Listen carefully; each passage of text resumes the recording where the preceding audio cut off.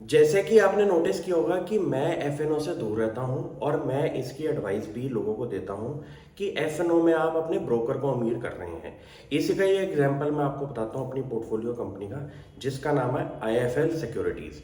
Company ने इस साल के अंदर जो अपना Q1 का रिजल्ट दिखाया है उसके अंदर एक मैसिव इंप्रूवमेंट दिखाई है अपनी फाइनेंशियल परफॉर्मेंस के अंदर, जिसके अंदर उन्होंने ये बोला है कि उनके Q1 के अंदर रेवेन्यू के अंदर 39% की ग्रोथ आई है और कंपनी के प्रॉफिट आफ्टर टैक्स के अंदर अराउंड 75% की ग्रोथ आई है।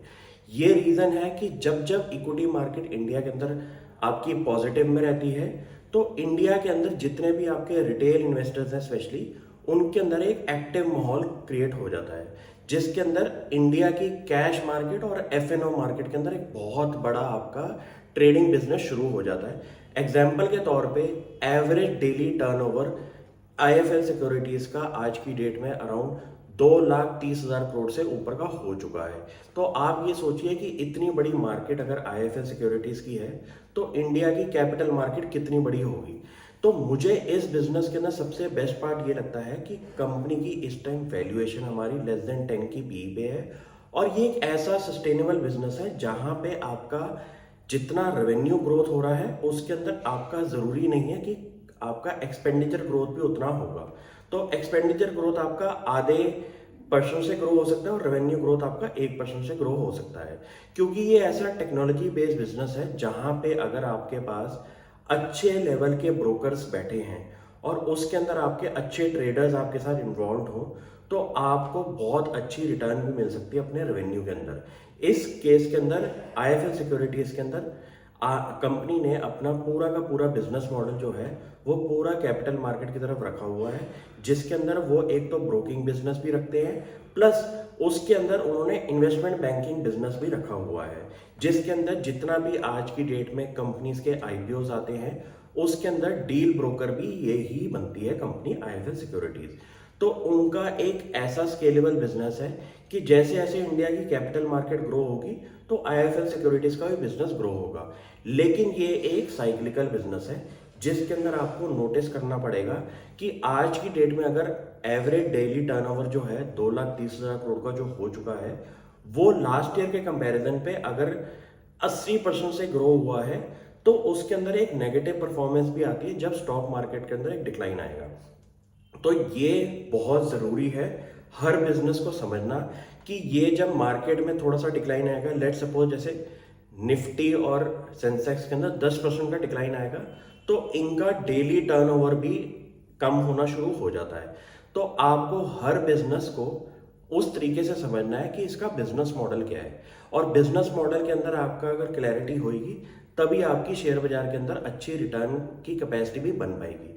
एग्जाम्पल के तौर पे कंपनी का Q1 का जो नेट प्रॉफिट है वो अराउंड 75 करोड़ का है। कंपनी की मार्केट कैप अराउंड 2,000 करोड़ की है। तो मुझे लगता है कि अच्छी वैल्यूएशन पे ये कंपनी ट्रेड कर रही है और कंपनी का बिजनेस मॉडल भी काफ़ी ज़्यादा वेल डाइवर्सिफाइड है। वेल डाइवर्सिफाइड के अंदर अगर मैं सारी कैटेगरीज आपको बताऊं तो आपको अच्छा लगेगा कि ये कंपनी अपना एक एन्युटी काइंड ऑफ बिजनेस भी साथ साथ में खोल रही है।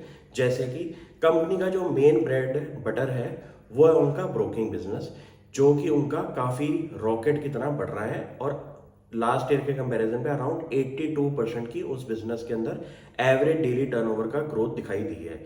सेकंड बिजनेस हुआ कंपनी का इन्वेस्टमेंट बैंकिंग का, जो कि जैसे जैसे इंडिया की कैपिटल मार्केट ग्रो होगी वैसे वैसे कंपनी के पास और IPO के लिए डील्स आएंगी।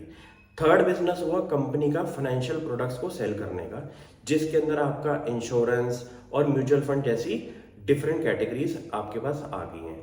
अब आप पूछेंगे कि कंपनी का इस पूरे के पूरे कंसोलिडेटेड बिजनेस के अंदर AUM कितना है। तो कंपनी का आज की डेट में अराउंड 1,00,000 करोड़ से ऊपर का AUM है, जो कि वो अपने जितने भी क्लाइंट्स हैं उनका पैसा मैनेज करते हैं।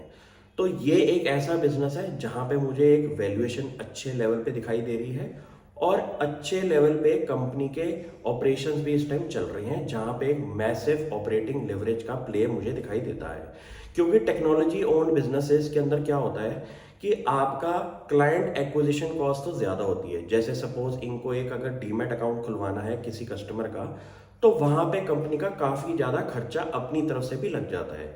लेकिन क्लाइंट को एक्वायर करने के बाद इनके पास टेक्नोलॉजी ओरिएंटेड जो सर्विसेज हैं, जितनी भी ब्रोकिंग और डिफरेंट वैल्यूएशन फाइनेंशियल प्रोडक्ट्स वाली जो प्रोडक्ट्स हैं, उसके साथ इनका जो बिजनेस अलाइंड रहता है, वहाँ पे इतना ज़्यादा एक्सपेंडिचर की रिक्वायरमेंट होती नहीं है। तो क्लाइंट जुड़ने के बाद इनके पास कैपेसिटी है कि उसके साथ वो कितनी ज़्यादा क्रॉस सेलिंग कर सकते हैं।